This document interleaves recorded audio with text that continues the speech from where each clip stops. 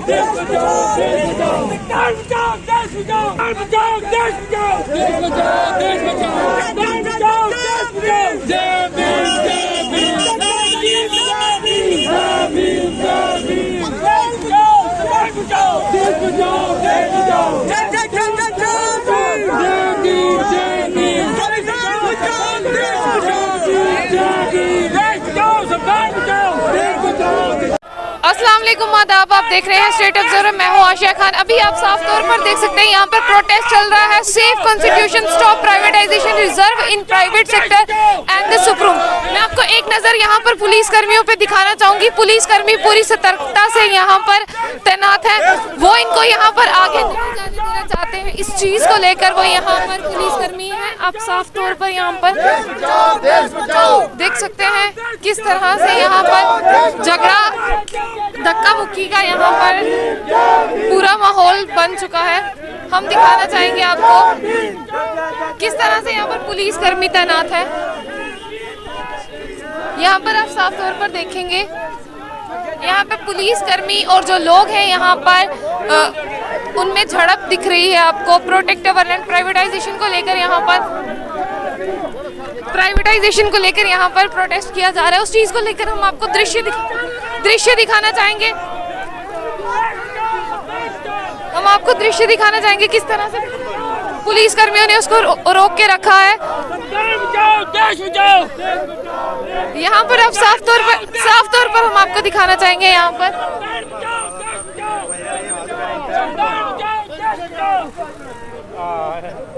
पर हम आपको दिखाना चाहेंगे यहाँ पर इसके जो प्रावधान किए थे,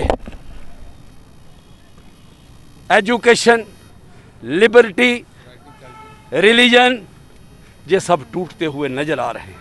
आज रंग भेद पर यह भारत चल रहा है। लोगों के कपड़े देखकर, लोगों के वेशभूषा, ये जो बाबा साहब ने कल्चरल की लिबर्टी दी थी, ये अटैक हो रहे हैं। इन सब बातों को देख के देश जब आज़ाद हुआ तो प्राइवेट सेक्टर को ख़त्म करके नेशनलाइज किया। आज देश लगभग बिक चुका है। एयरपोर्ट, रेलवे, डिफेंस इक्विपमेंट, ये सब कुछ प्राइवेट हो रहा है। इसके पीछे एक सोच है। सोच ये है कि बाबा साहब ने जो भागीदारी रखी थी जिन तबका जरात के लिए, उसे कैसे ख़त्म किया जाए। जम्मू कश्मीर के अंदर 370 और 35A का भी खात्मा हुआ। ये कॉन्स्टिट्यूशन ऑफ इंडिया का वायलेशन हुआ। 9 अगस्त को 2019 को हमारे प्रधानमंत्री जी ने जम्मू कश्मीर के लोगों को और युवाओं को संबोधित किया था और उन्होंने कहा था कि ज़मीनों के जायदाद जो हैं वो इंटैक्ट रहेंगे। जम्मू कश्मीर के बच्चों के लिए स्पेशल ड्राइव की जाएगी, लेकिन आज वो कहीं दिखता नहीं है। SC, ST, OBC और रिजर्व कैटेगरी के लिए प्रमोशन बंद कर रखी है। 1 लाख से ऊपर नौजवानों का रिजर्व कैटेगरी का SC, ST, OBC का बैकलॉग पड़ा हुआ। मंडल कमीशन रिपोर्ट जो अदर बैकवर्ड क्लासेस है वो अभी तक लागू नहीं हुई। हमने वक्तन माननीय गवर्नर साहब को अप्राइज कराया कि 370 जाने के बाद कास्ट एट्रोसिटीज बढ़ी, मर्डर भी हुए हैं, जमीनों जायदादों पर कब्जे भी हुए हैं और जात पात के नाम पर दिन दिहाड़े अटैक भी किए गए हैं। इवन औरतों को भी नहीं छोड़ा गया है इस मामले के अंदर। क्या ऐसा नहीं लगता कि ये संविधान जो है बदल रहा है? इसलिए ये all India confederation of SC, ST, OBC organisation, Dom, Dalit, OBC minority और जो सेकुलर माइंडेड के लोग हैं, स्टूडेंट्स, NSYF, वो इस देश में ये इस तरह के आयोजन कर रहा है और गवर्नमेंटें चलाने वाले लोगों को, सरकारों को ये कह रहा है कि इस तरह की बातें मत करो, इस संविधान को ज़बरदस्त तरीके से लागू करो। जो इसके अंदर धाराएं रखी गई हैं ताकि जो बाबा साहब भीमराव अंबेडकर ने सपना लिया था कि ये देश सोने की चिड़िया बने, ये जल्दी जल्दी उस पर काम हो, नहीं तो ये कारवां जो हैं बढ़ते जाएंगे।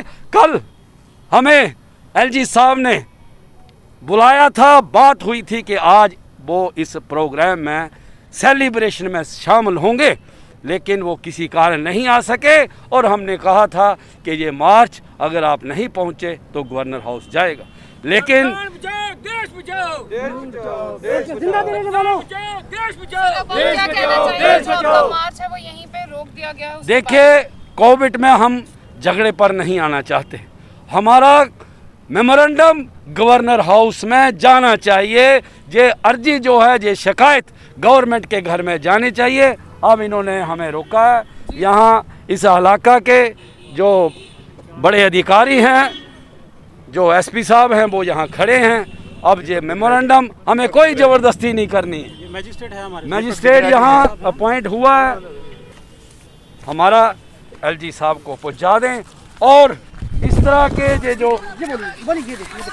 इस तरह का ये जो कार्यक्रम है संविधान को बचाने के लिए, ये पूरे देश में और रियासतों में चलता रहे। देश बचाओ, संविधान बचाओ, देश बचाओ, संविधान बचाओ, देश बचाओ, देश बचाओ, देश बचाओ। एडमिनिस्ट्रेशन का जो मैजिस्ट्रेट साहब आए थे, पुलिस के बड़े अफसर, एसपी साहब और उनका पूरा माशरा, हम सब आप लोगों के आभारी हैं कि आप यहाँ पर आए और हमारा मेमोरेंडम जो है वो गारंटी दी है आपने कि वो आप गवर्नर हाउस तक पहुँचाएंगे। बोलेंगे कुछ? सत्रा साहब, इस तरह की मांगे आप पहले भी कई मरतबा कर चुके हैं, लेकिन अब तक भी इस पर कोई भी अमल नहीं किया गया। इस पे आप क्या कुछ कहेंगे? ये एडमेंट है गवर्नमेंट, हम प्रयास जारी रखेंगे और जब तक ये नहीं होंगे इस तरह के कारवां होते रहेंगे। हम साइड में आपको ये अपना मेमोरेंडम सौंपा है, आप इनको क्या आश्वासन देते हैं कि लेफ्टिनेंट गवर्नर तक पहुंचेगा? सर, और आपका नाम? मेरा नाम रविंद्र कुमार है, मैं नायब तहसीलदार रकबा हूँ और मैं अपने बाहू तहसील की तरफ से थ्रू एसडीएम साहब और डेवकाम साहब और डीसी साहब के थ्रू ये एलजी साहब तक पहुँचाया जाएगा, ताकि इन लोगों की जो जानून बात है जो कहीं पहुँच सके और उसका हल निकाला जा सके। सर, आप आश्वासन देते हैं कि ये जो मेमोरेंडम इन्होंने दिया ये गवर्नर साहब तक पहुंचेगा? जी हाँ, इसको प्रॉपर चैनल पहुँचाया जाएगा।